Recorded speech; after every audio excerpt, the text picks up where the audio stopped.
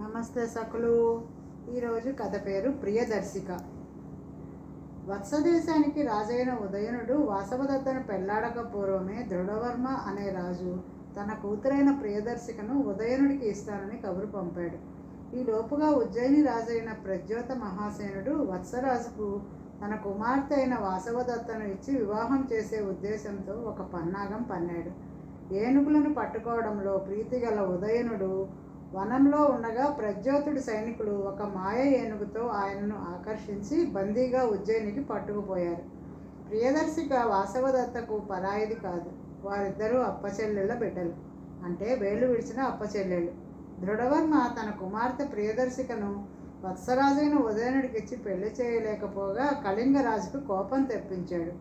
ఎందుచేతనంటే కళింగరాజు ప్రియదర్శికను తనకిచ్చి వివాహం చేయమని దృఢవర్మను అదివరకే కోరి ఉన్నాడు. ఆమెను తనకు కాదని ఉదయనుడికి ఇవ్వజూపుతాడా అన్న ఆగ్రహంతో ఈ కళింగరాజు దండెత్తి వచ్చి దృఢవర్మ కోటను ముట్టడించాడు. వత్సరాజు ఉదయనుడు తన శత్రువైన ప్రజ్యోత మహాసేనుడికి బందీగా చిక్కి ఉన్నాడు కనుక ఆయన దృఢవర్మకు సాయం రాడని కళింగరాజుకి తెలుసు.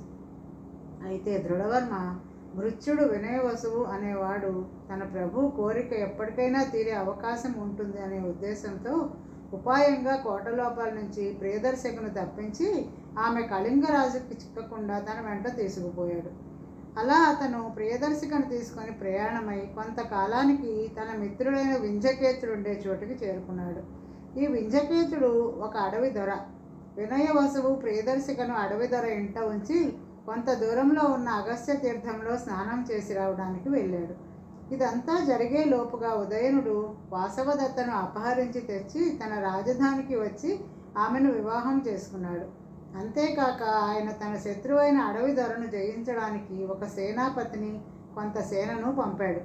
అగస్త్య తీర్థం నుంచి వినయవసువు తిరిగి వచ్చేలోగా ఉదయనుడి సైనికులు అడవి దొరను యుద్ధంలో చంపి ఆయన ఇళ్లను దగ్ధం చేసి అడవి దొర ఇంట ఉన్న ప్రియదర్శిక అడవి దొర కూతురు అనుకుని ఆమెను వెంట పెట్టుకుని తిరిగి వచ్చాడు.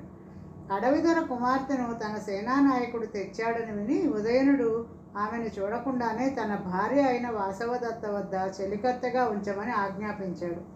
ఇంతలో ఆయనకు దృఢవర్మ వార్త తెలిసింది. ఆయన కళింగరాజుకి బందీగా చిక్కాడు. వాసవదత్త మూలంగా తనకు బంధువైన దృఢవర్మను చెరబిడిపించమని ఆయన తన సేనానాయకుడిని తిరిగి పంపాడు.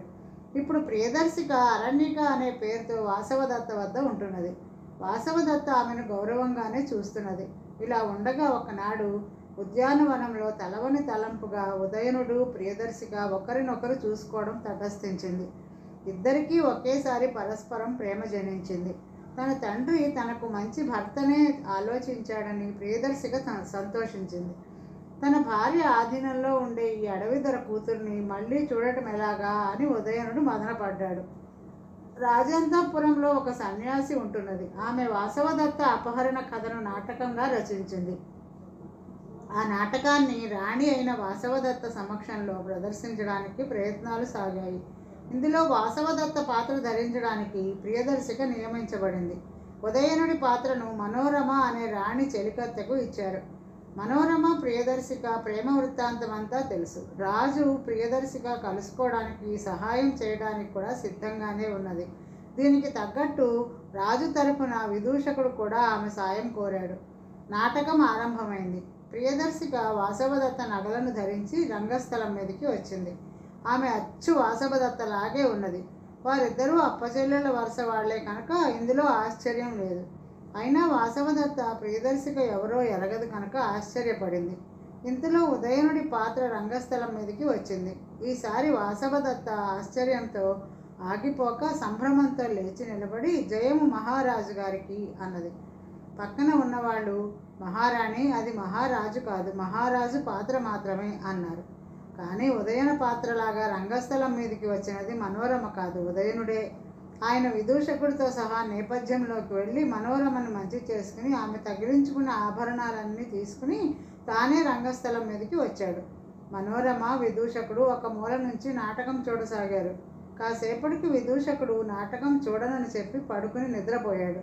తన కథనే రంగస్థలం మీద చూస్తుంటే వాసవదత్తకు వింత కొలిపింది. కానీ కొన్ని విషయాలలో ఆమె అవాస్తవమైన కల్పన గమనించింది. ఉదాహరణకు నాటకంలో వాసవదత్త ఉదయనుడు ఒకే ఆసనం పైన కూర్చున్నారు. ఆయన బందీగా ఉండి నాకు వీణ నేర్పించవచ్చినప్పుడు మేమిద్దరము ఒకే ఆసనంపై ఎప్పుడూ కూర్చోలేదు అన్నది ఆమె తన పక్కనే ఉన్న యోగినితో. నాటకంలో కొంత కల్పన ఉంటుంది కదా మరి అన్నది యోగిని. వాసవదత్త మాట ఏమైనా ఉదయనుడు ప్రియదర్శికను తన చెంత కూర్చోబెట్టుకుని ఆనందించడమే కాక ఆమె చెయ్యి కూడా పట్టుకుని తన్మయత్వం చెందుతున్నాడు. ఇది చూడగానే వాసవదత్త చివాలన లేచి ఇలాంటి అబద్ధాలన్నీ చూడను అంటూ బయలుదేరింది. చిత్రశాల ద్వారం వద్ద నిద్రపోతూ ఆమెకు విదూషకుడు కనిపించాడు. వాసవదత్త అతన్ని నిద్రలేపి మహారాజు గారు ఎక్కడా అని అడిగింది. అతడు నిద్ర కలతన నాటకంలో ఆడుతున్నాడే, ఇంకా ఆట పూర్తి కాలేదా అని అడిగాడు. అయితే మనోరమ ఎక్కడా అని వాసవదత్త అడుగుతూ ఉండగానే మనోరమ కనిపించింది. నువ్వు చాలా బాగా నటించావే అన్నది వాసవదత్త వెటకారంగా. నేనేం చేయను, నేను రంగస్థలం మీదకి పోబోతూ ఉండగా ఈ విదూషకుడు రాహులాగా అడ్డుపడి నా అలంకారాలన్నీ తీసుకున్నాడు అన్నది మనోరమ.